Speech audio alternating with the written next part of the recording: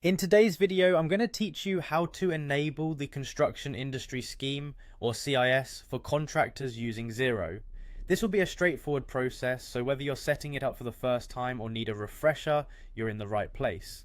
This step-by-step guide will walk you through the whole process, from logging in to finalizing your settings. To start off, make sure you're logged into your Xero account. If you haven't done so yet, head over to Xero's login page. Enter your email and password, then click on the Login button.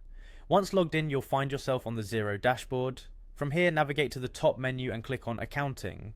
A drop-down will appear, and from this drop-down, you'll want to head over to Advanced. Now, within the Advanced settings, we need to go to the Financial Settings area. Here is where you'll find the option to configure your CIS settings. Scroll down until you see the Construction Industry Scheme section.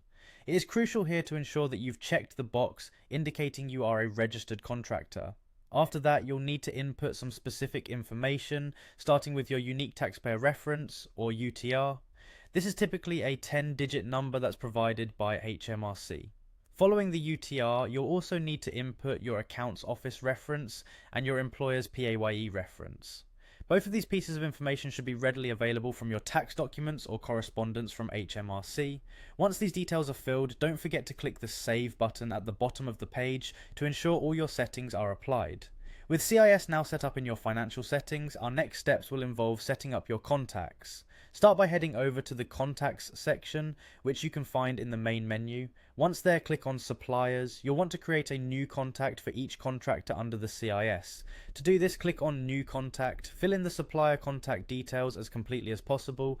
Pay close attention to the CIS subcontractor area within the contact creation page. Make sure to enable CIS deductions. Here, you'll need to enter the CIS rate applicable to each contractor. This rate should reflect the arrangement you have with them, usually predetermined by industry standards or agreements.